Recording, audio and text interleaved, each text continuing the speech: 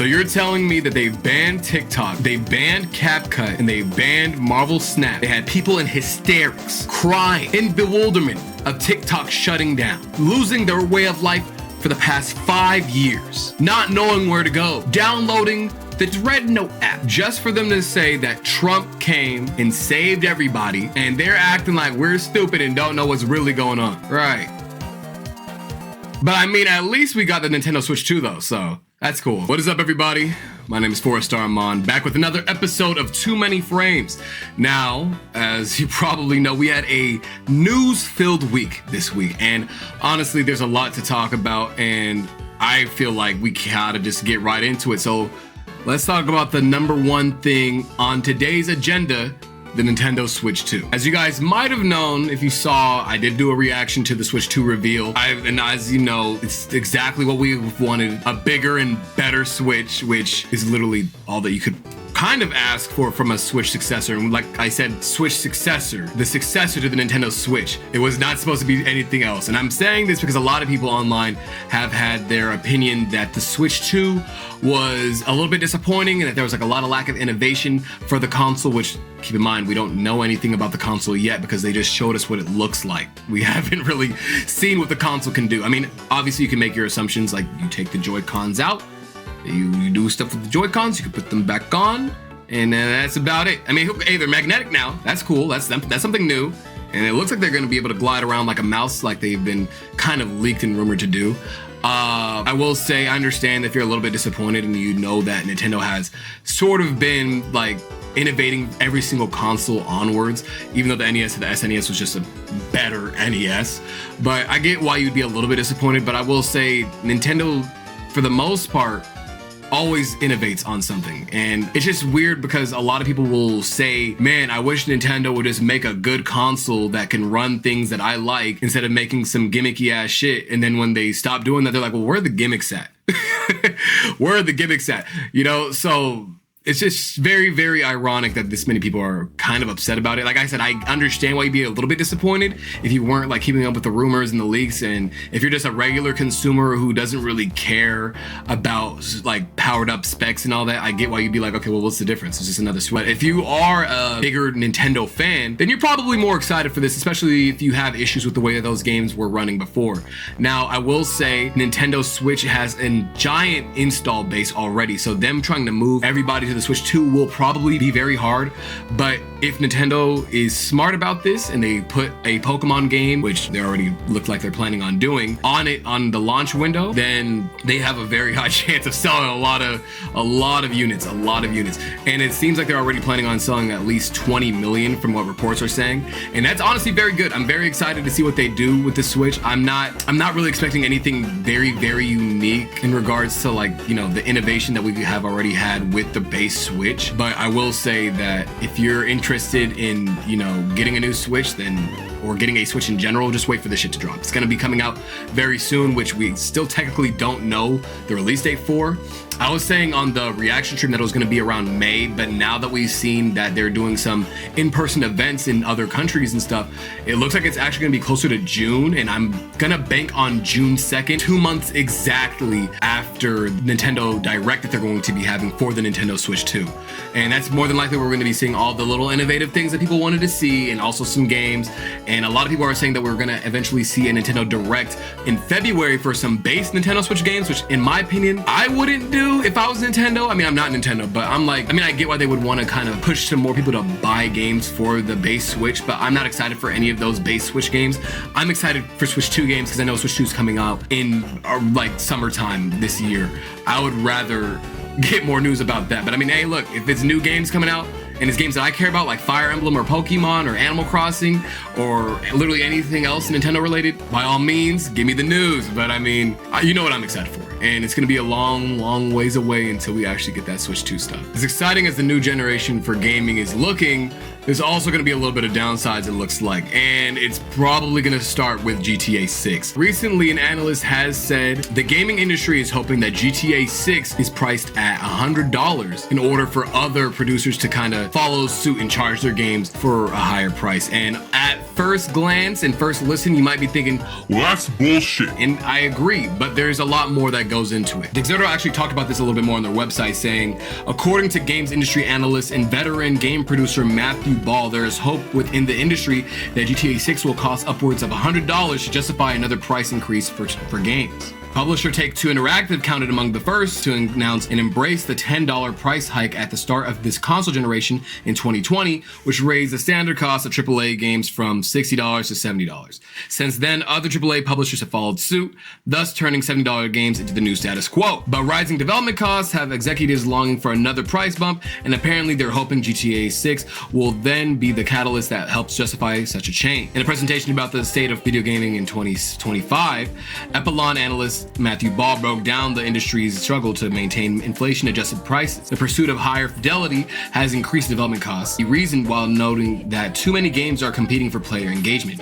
Not to mention that, according to him, games have never been cheaper when adjusting for inflation. And that's like the main thing that I kind of wanted to talk about is that, yeah, it's very, very shitty that they kind of have to, raise the price on us right now because first of all, the gaming industry is not the only people feeling that effects of the rising cost of inflation. Your regular everyday people are also going to as well. The issue is that they are right. Like games are getting more expensive to make because of how often people are yearning for next gen like graphics and fidelity and just gameplay, and they look for things that just make them feel like what they spent their money on to buy that $500, $600 console was worth it, but they also want to keep it at the same price. And I get that.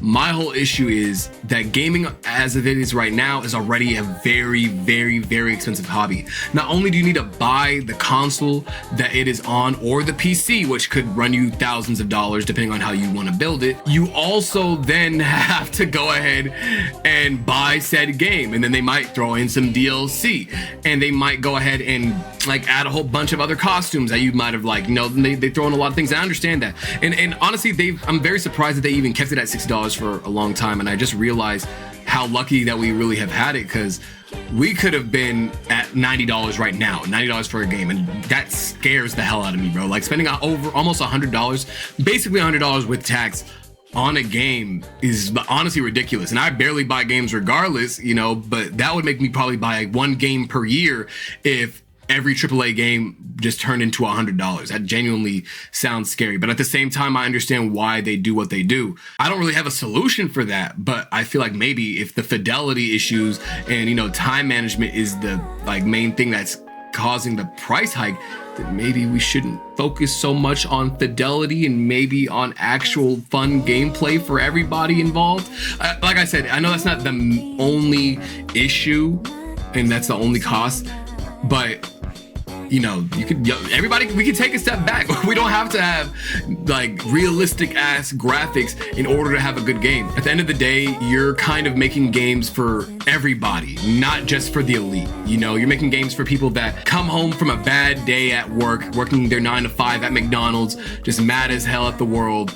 They just want to play some Call of Duty, or they just want to play some Street Fighter, or they just want to play some Final Fantasy. They just want to play some Mario, right? So hopefully the only thing we can hope for is that inflation just goes down, I guess, but it doesn't look like that's going to end up happening anytime soon. And honestly, it looks like that trend of the gaming industry taking way more L's than it needs to be is gonna continue, because Sony just announced that they ended up canceling multiple live service games. Bloomberg reported that Sony Group PlayStation has canceled previously unannounced games at 2 of its top subsidiaries, the company said Thursday. The games at Oregon-based Bend Studio and Texas-based Bluepoint Games were both live service projects designed to draw recurring revenue from players. A company spokesperson confirmed the cancellations. In the statement, the spokesperson said the 2 games were canceled following a recent review, and that PlayStation will continue making both online and single-player games. Live service games were something that people thought were going to be like the future, at least for the gaming industry. A lot of them thought that they wanted to just do another Fortnite. We got to make the next Fortnite, the next PUBG, the next big thing. And especially with Marvel Rivals seemingly succeeding once again, gotta name drop that game once again, of course, always. It's kind of interesting to see this happen. Very obviously, Sony is in a bad spot right now. I mean, they just released their PS5 Pro, and they're already canceling multiple games that they were developing, and I'm sure they were years deep into development for these games. We actually do know that one of them was supposed to be a God of War live service game, which I don't know how that would have worked. And we do know obviously a long time ago when Insomniac did end up getting all those games that were leaked, Spider-Man was one of those games that ended up being a live service game also, which I actually would have maybe been interested to see if they figured out a way to do it right. But you know, it is very interesting to see that that's what they were kind of trying to go in for like the industry, and that was going to be their new industry standard, at least in terms of multiplayer games. I do just want games to kind of just be games. Again, I'm tired of having to wake up, do my dailies in one game, do my dailies in another, do my dailies in another, do my dailies in another. It's 12 o'clock now. My whole day's gone because I've been playing fucking games all day. I have to pick and choose what game I want to play each day, just so that way I don't feel like I'm falling behind. And it's just a lot. And it's not just with like live service games like Fortnite or Marvel Rivals. It's also with like gacha games, bro. Like Dokkan Battle, which I don't play, but I just know, you know, Dokkan Battle, Fire Emblem Heroes, Dragon Ball Legends, Genshin Impact, Zenless Zone Zero, all these games, right, require you to log in multiple times, and they take so much of your attention and money that you can't possibly just give out all your money to all of these games at once. It's just not possible. Now, I will say that I'm happy that Sony has realized their mistake and are trying to just, you know, continue to make what they've done best, you know, just good single player, multiplayer games. And Astrobot seemingly being one of their best new games that came out as of recently, that wasn't anything like their other games that they have put out, is very, very refreshing. And I'm hoping that they take a hint and do more, you know, Nintendo-like things, like how they did with Astrobot. I know they didn't really, you know, want to save them at the Game Awards, but we knew where the inspiration was from, and I'm hoping that they kind of just take that in stride and like reevaluate their company and really like, look, we wasted so much resources, so much people's time, all that money that they put into those live service games that are never coming out now could have been used for Bloodborne. I could have had another Bloodborne game right now, but we don't have one now. So I mean, who cares?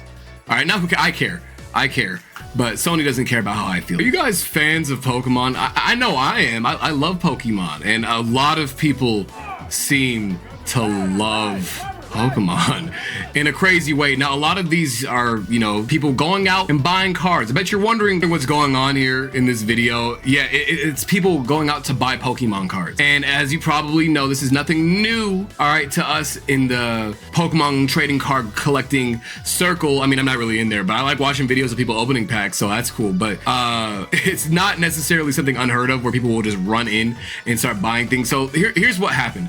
On February 7th, we're supposed to be getting this new collection for Scarlet and Violet 151, and it ended up showing up in Costco a couple weeks early.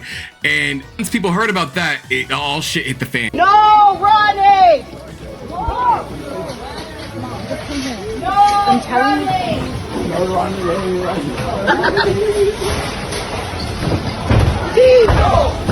Oh my god. Oh my god. ¡Híjole! Oh my god, chill! And then it just, you know, people just ran out and started buying them and pushing people over, tackling, buying 16 different boxes and shit. It got bad. So much to the point to where they had to put limits and limitations on how many of these that you could buy at one time. And in my opinion, fantastic idea, masterful play, Costco. I'm so glad that you put a limit way after everybody was able to buy their own. And same thing with the Prismatic Evolutions. So many people will just go out and buy these cards from everywhere, Target, Walmart, anywhere that Pokemon cards are being sold at, and just buy everything up and then resell them online, which I mean, you know, like I said, nothing new. A lot of people do this. It does kind of suck. So much to the point to where Pokemon had to actually put out a whole statement on the fact that if you weren't able to buy any, they're gonna just reprint more, thus shooting those cards' value down even more. So it kind of makes those people that bought those cards look a little bit silly, you know. Now, in other Pokemon TCG news, which I mean, it's kind of Pokemon TCG, it's just Pokemon TCG Pocket. That game is now finally getting trading, and we're going to be getting a new pack later on this month. The official Twitter account actually went out and put out a statement detailing all the things about trading that we're going to be getting. Unfortunately, we're not going to be able to trade those full art cards that you can kind of like go into, the interactive ones. Unfortunately, those cannot be traded, and the crown rares will not be able to be traded either, which, I mean, at that point, it's like, what's the point? Because everything else I can get very easily. It's the ones that I can't get that I want to trade. But I mean, I am hoping that when it does come out, we are able to, you know, give them some feedback, let them know what's wrong with it, what's, you know, because obviously we all were like, what's the point in doing this trading stuff? But also a new pack coming out later this month, so that's pretty cool. We're going to be eating for sure, and we'll probably be getting some news about that relatively soon. With my luck, once this video gets uploaded, we're going to be getting a trailer like almost immediately, so nice. Now, I originally wasn't going to talk about this because I didn't really want to put too much attention on it, especially since it's kind of niche, but in the Pokemon VGC world, it seems like there's a little bit of drama that happened over the weekend at this regional. Welcome to the couch once again. You're a fairly accomplished player. How does it feel to have been going up against Noivern and Sylveon with Boomburst copycat strategies?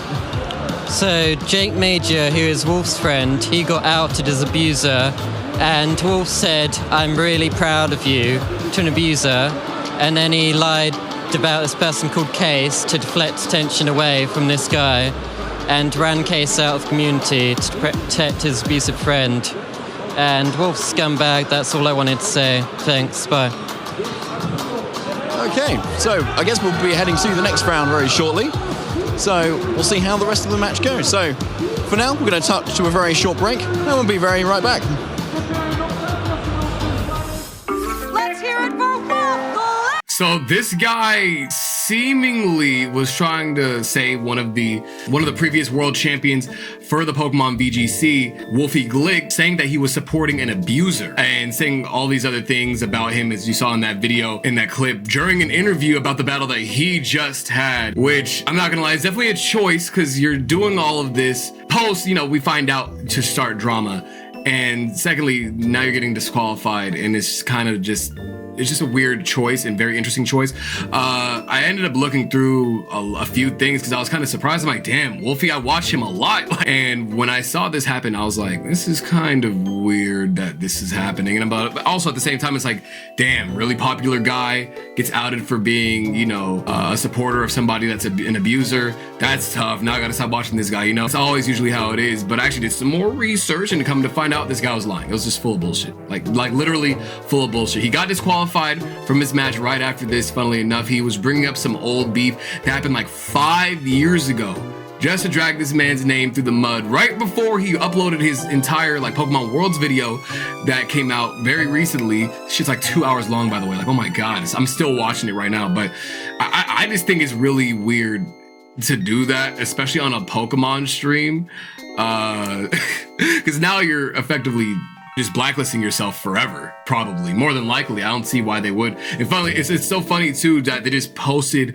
a Wolfie Glick fan cam right after he was talking shit about that guy. So I genuinely, whoever was able to do that, shout outs to you, and kudos to the interviewer who was talking to him, because I would have been like, oh, I would have been bewildered. He kept his composure. Like, props to him. I would have been like, just I don't know, probably laughing. Honestly, I probably would have been laughing.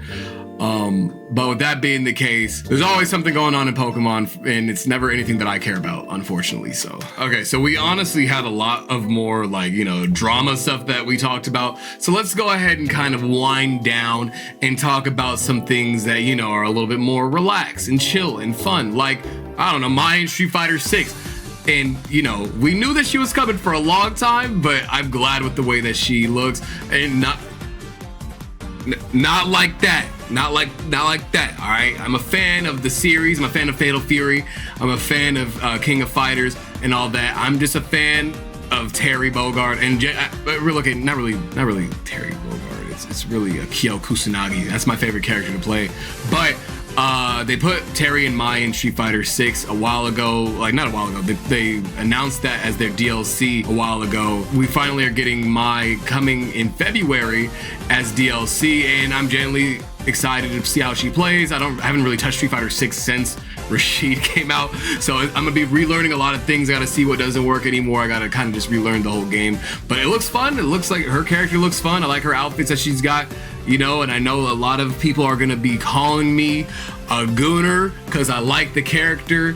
What the fuck is wrong with y'all niggas? All right, fuck you. All right, anyways, besides that, we also got another trailer for our upcoming DLC for Dragon Ball Sparking Zero, and it is going to be superhero themed. Now, if you didn't know this already, you know, we're getting 2 DLC packs for Dragon Ball Sparking Zero, and our first one, like I said before, is gonna be Dragon Ball superhero themed. And we have a lot of characters, and by a lot, I mean 5, but they stretched it out to 11 to make it look like there was a lot more. Now, I did see a lot of support for this DLC, actually. Not gonna lie, I thought people were gonna be more upset about it. Now, in my friend group, I had a few people arguing about it, and I can see, you know, how it might seem a little bit lackluster, you know, no new stages, only 1 new costume, but honestly, if you are a fan of just the cinematics and the feel of the characters, this is probably everything that you could want, and, you know, maybe a little bit more. So I'm going to just be positive about it and smile and not incur the wrath of Dragon Ball fans, because I know that they're not going to be able to read what I'm talking about on the fucking subtitles, and I know they're probably not smart enough to, you know, read into context clues. So with that being said, guys, yeah, Dragon Ball, fuck yeah, dude. And once again, we are finally getting the second Cypher that Shofu has promised his fans. If you don't know what I'm talking about, earlier on in our first actual video of the year, we talked about the Pokemon Cypher 2024, how that finally came out, and Shofu did say that he was working on a second one, and he's finally announced that it's coming out on January 25th, which is like right around the corner, called the Champion Cypher. And if you didn't watch it already, like I told you, what the fuck is wrong with you? I told you to go watch it. What's wrong with you? What are you doing, bro? I told you to watch it already. Like, what are you doing? Why don't you listen? This is why your mom's mad at you right now.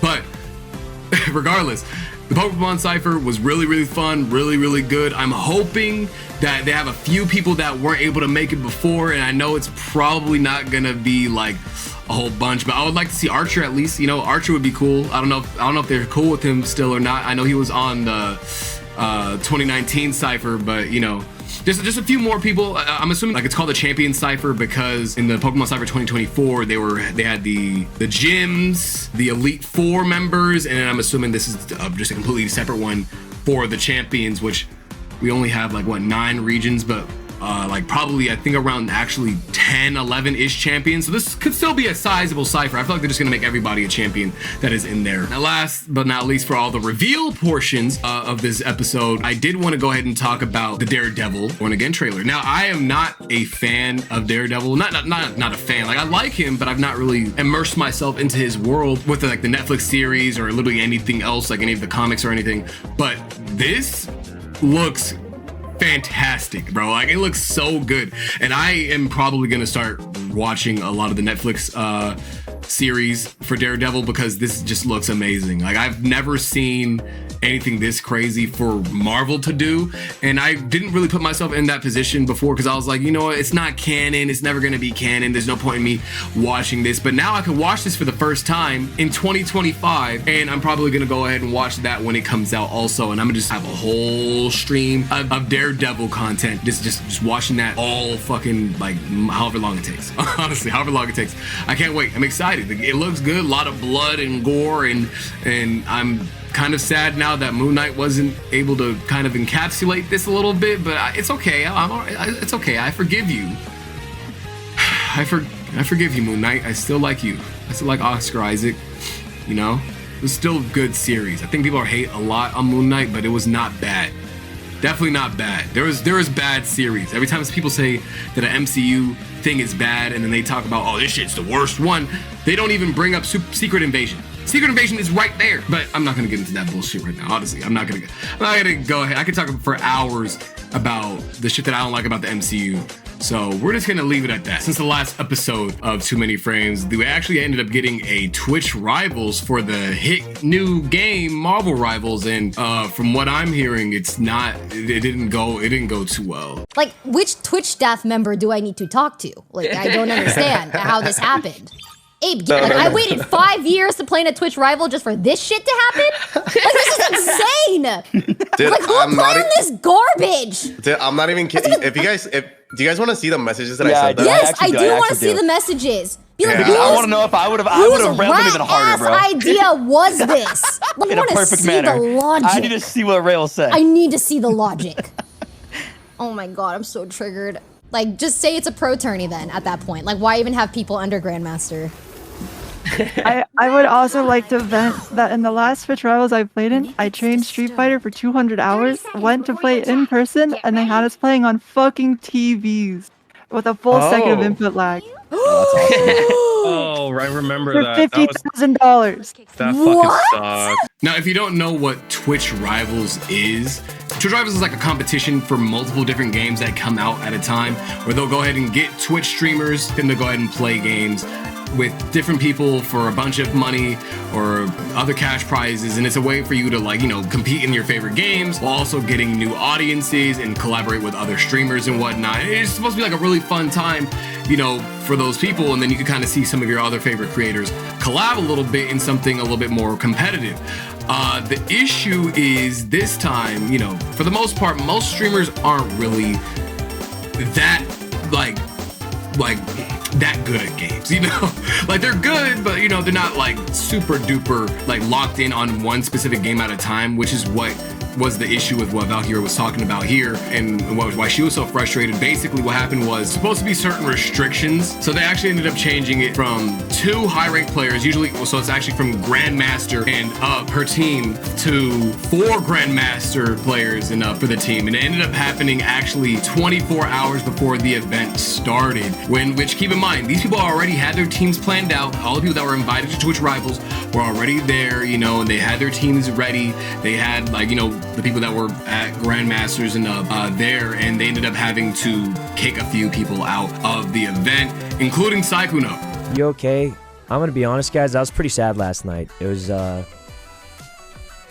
pretty sad. Like, I mean, I liked the game a lot and I practiced a lot, you know. And the worst part is I was in the middle of practicing solo queue. I lost, like, I went from Plat 1 to Plat 2 because I was soloing Wolverine at 3 a.m. And then Bogor was like, "Hey man, like, you have to be removed from the team." And I was mid-game, and I was like, "Oh wow, that's crazy." Not gonna lie, I threw the game. Teammates trash talked me, kind of deserved it, but like, I was just really sad. I was like, "Man, I'm out here like 3 a.m. practicing," and then like mid-game, you just get told, "Hey, buddy." So I was pretty sad about it. It kind of sucked. But like, so it's really kind of shitty that they can't seem to get their shit together over there at twitch.com, because for an event like this to be handled so poorly, especially when it's online and it's a tournament, you might as well like let the fucking creators handle it, because I feel like they would be able to do it better than whoever the fuck is back there doing it. It must be like a bunch of fucking monkeys doing this shit. Like, I genuinely don't know how you could be this dumb and do this. And even then, they don't just do this for just this game. This is like a repeated thing. Like, they do this for a lot of Twitch Rivals events. So if anything, it feels like the incompetence, I don't know, it feels malicious sometimes, you know, but then we know it's probably just not maliciousness. It's just like that they don't care. And it feels like they probably need some change in that, in the Twitch Rivals space, to people that actually give a fuck about the people that play. Because you're not only wasting other people's time. Like, imagine if I was grinding in Plat solo queue for hours at 3 a.m. in the morning. Now, okay, no, I will say he does stream for a living, so it's different for him, right? But like, shit, I would still be mad. Like, me doing some shit of my own time for a tournament, just to be kicked out of that shit and just to sit there and watch everybody else have fun and play, I'd be mad. I'd be genuinely mad. And the last thing that we're going to be talking about today will be gacha games. Today's gacha game story is actually around Genshin Impact. Wow, how surprising. It's actually not a good thing. Genshin's actually being sued because they enable and encourage gambling to people that are under the age of 16. The FTC ended up saying that Genshin Impact game developer will be banned from selling loot boxes to teens under 16 without parental consent, and to pay a $20 million fine to settle FTC charges. Game developer Cognosphere, or as we know it, MiHoYo, allegedly unfairly marketed loot boxes to children that obscured real costs and misled all players about odds of obtaining prizes. The maker of the video game has agreed to pay $20 million and to block children under 16 from making in-game purchases without parental consent, and to settle Federal Trade Commission allegations. The company violated a children's privacy law and deceived children and other users about the real cost of in-game transactions and odds of obtaining rare prizes. Companies that deploy these dark pattern tactics will be held accountable if they deceive players, particularly kids and teens, about the true cost of in-game transactions. And it's kind of crazy because there's not any like loot boxes in the game. It's you're just like buying these gems and then you could use them and then they might end up getting you that character, maybe not. Now, and I honestly think that even though, yes, I do believe that we should ban kids from buying those currencies without their parents' permission, I don't think that Genshin really did anything wrong here, or at least MiHoYo didn't. I don't think they really did anything wrong.